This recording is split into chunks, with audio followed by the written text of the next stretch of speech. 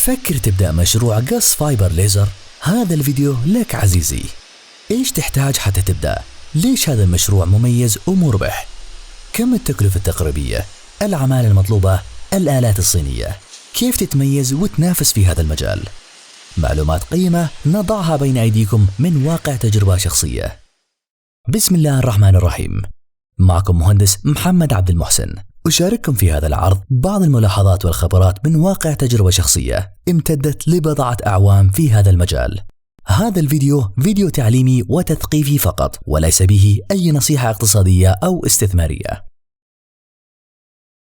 مشروع واعد ومربح. لماذا صناعة أبواب وشبابيك الليزر هي خيار ممتاز ومنافس؟ 3 إيجابيات رئيسية تجعل من أبواب وشبابيك الليزر الخيار الأفضل قيمة للعميل. الأول، جمال المنظر.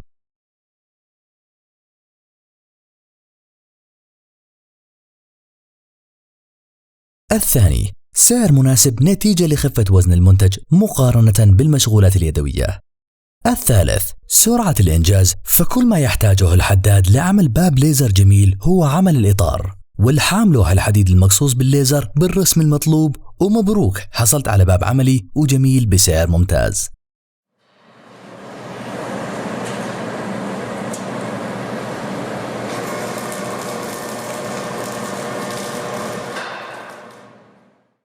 ماذا يحتاج المشروع من العمالة؟ يمكن تصنيف العمالة ل4 فئات رئيسية. الأولى، عمال تحميل وتنزيل. هذه الفئة لا يجب أن تمتلك الكثير من المهارات الفنية. الفئة الثانية، المصممين. يقع على عاتق المصمم عبئا كبيرا في تسليم العمل لقسم التشغيل، التعامل مع العملاء، رفع المقاسات والرسومات المطلوبة، ومحاولة تقليل الهدر بقدر الإمكان باستخدام ما يسمى بالتعشيش أو نستنج. سنتحدث عن هذا المصطلح لاحقا. الفئة الثالثة، سائقي التوصيل والتسويق. هم الفريق الأهم بعد المصممين لضمان أكبر حصة من السوق ومراجعة طلبات وشكاوى العملاء إن وجدت.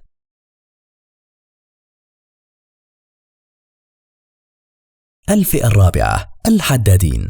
حتى مع تنوع مقاسات الخام حتما ستجد بعض مقاسات العملاء الاستثنائية والتي تستدعي وصل قطعتين أو أكثر من الخام مع بعض للحصول على المقاس المطلوب. يجب أن يكون اللحام متمرسا خبيرا في مجاله لكي لا تظهر أي عيوب أو تشوهات في المنتج النهائي.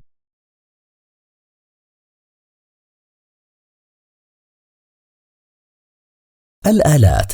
تبدأ قيمة الآلات من 80,000 ريالا لقدرة 1 كيلو واط، وتصل لما يزيد عن 1,000,000 ريال للآلات ذات طاولتين متحركتين وقدرات عالية نسبيا. يختلف السعر باختلاف قدرة وإمكانيات الآلة والقطع والأجزاء المستخدمة.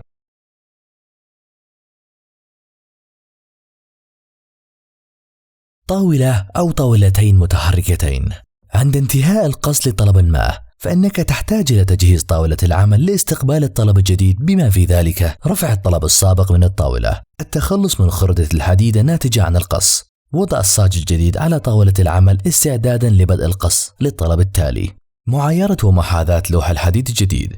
هذه العملية تتطلب من الوقت في المعدل 8 إلى 10 دقائق. عندما نتحدث عن الإنتاجية العالية، فالحصول على آلة ذات طاولتين هو عامل مهم جدا لسرعة إنجاز العمل والانتقال من طلب إلى آخر بدون توقف عملية القص. مجرد بضع ثوان للتبديل بين الطاولتين لتبدأ عملية القص التالية في نفس الوقت الذي تجهز فيه الطاولة الأخرى لاستقبال الطلب التالي. لو افترضنا أن معدل زمن القص هو 2 ساعات للطلب الواحد، فهذا يعني ما مقداره ساعة كاملة مهدرة من وقت العمل يوميا، على افتراض 12 ساعة عمل في اليوم، ما يعادل 2 يومي عمل شهريا تقريبا، وهذا وقت معتبر لا يمكن تجاهله.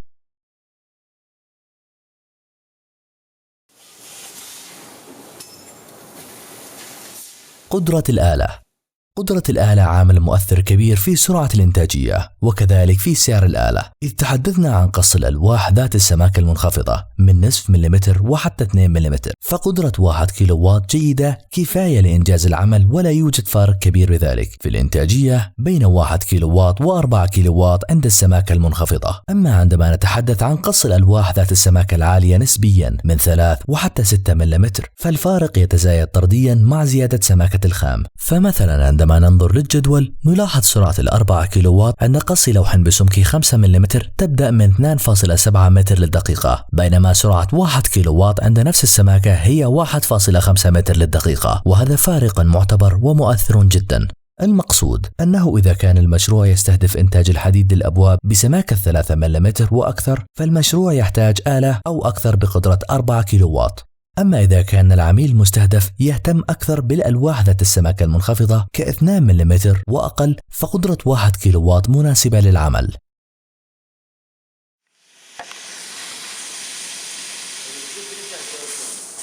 الصيني.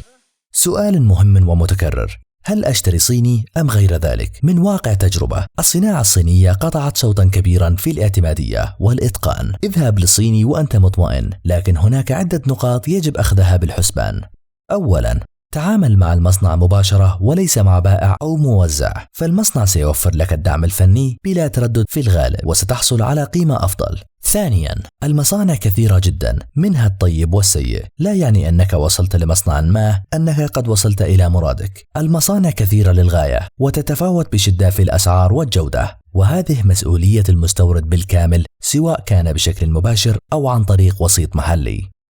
ثالثا، على ذكر الوسيط المحلي، هناك عدة مؤسسات محلية تستورد من الصين وتوفر التوريد والتوصيل والتركيب والتدريب والضمان للمستفيد مقابل زيادة معقولة في السعر. فإذا كنت أنت صاحب المشروع لديك القدرة والمعرفة الفنية والوقت الكافي للاستيراد والتركيب والتشغيل والصيانة فيما بعد، فأنت ستوفر مبلغا معتبرا من قيمة المشروع عند الاستيراد من المصنع مباشرة دون وسيط. أما إن كنت تنقصك الدراية الفنية بكل أو ببعض ما سبق، فأنصح بالاعتماد على المؤسسات المحلية لتوريد الآلات والحصول على الضمان المحلي.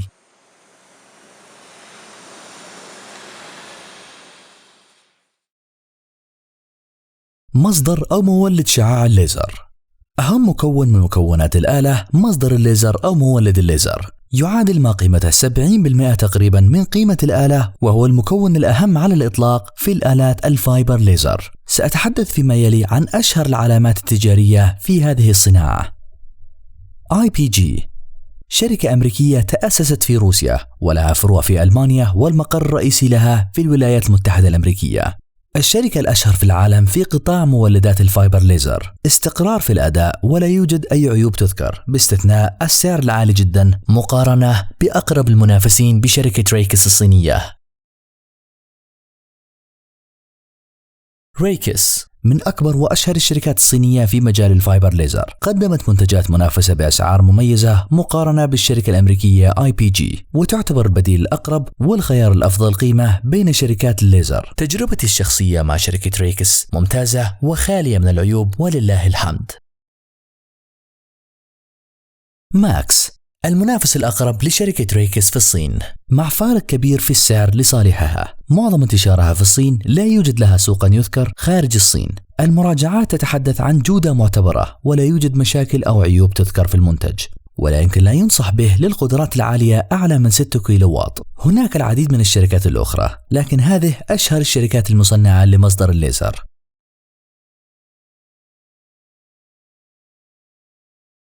عدد الآلات.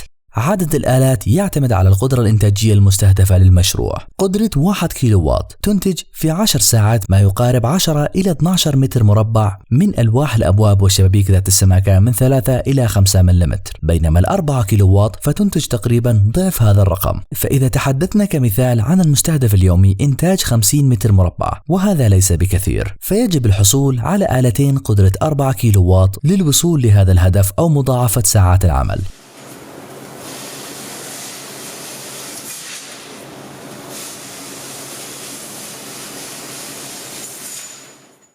ما الذي تحتاجه للتنافس؟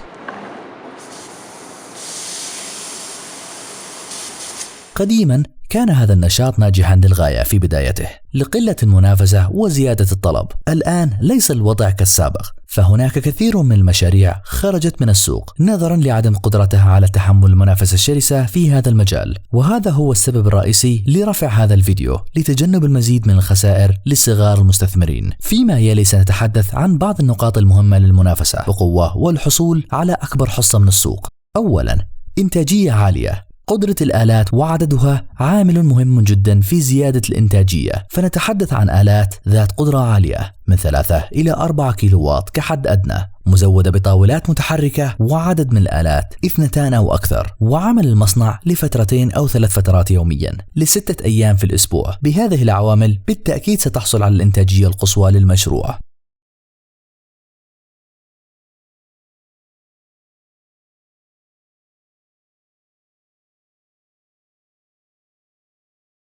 ثانيا، خام رخيص. للحصول على أقل تكلفة للخام يجب شراء الخام من المصنع مباشرة بكميات كبيرة، كما أنه لو أمكن شراء الخام على شكل لفائف وقصها في المشروع باستخدام خط إنتاج لمد اللفائف وتسطيحها وقصها حسب الطلب، سيكون ذلك عامل منافسة مؤثرا جدا.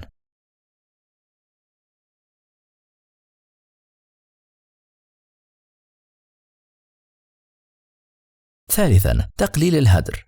من أهم العوامل المؤثرة في تقليل الهدر الناتج عن القص هو التعشيش، أو ما يسمى باللغة الإنجليزية nesting. هذا من مهام المصمم. فكرة هذا المصطلح تقوم على رص وترتيب الكثير من التصاميم مختلفة المقاسات في لوح خام واحد قدر المستطاع، بما يقلل الهدر لأقل ما يمكن.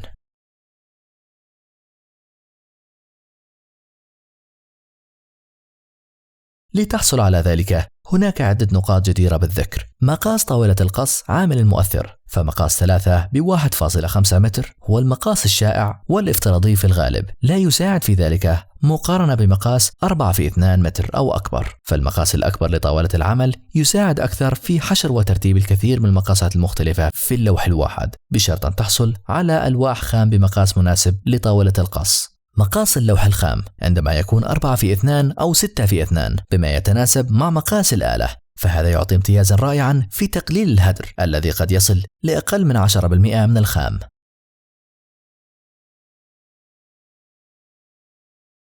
وجود خط إنتاج لقص اللفائف حسب الطلب يعتبر امتيازا رائعا ونقطة تنافسية مهمة. تكلفة خط الإنتاج هذه تبدأ من 200,000 ريال إلى ما يزيد عن 1,000,000 ريال. يعطي امتيازات مهمة، أولها إن تكلفة الخام على شكل لفائف أقل من تكلفته على شكل ألواح مقصوصة، ثم أن بالإمكان قص اللفائف حسب الطلب، فيمكن اختيار أي مقاس يحتاجه المشروع. ثالثا، وجود خط الإنتاج هذا يمثل إضافة مميزة للمشروع، فيصبح بالإمكان بيع الحديد الخام المقصوص على شكل ألواح لمستفيدين آخرين.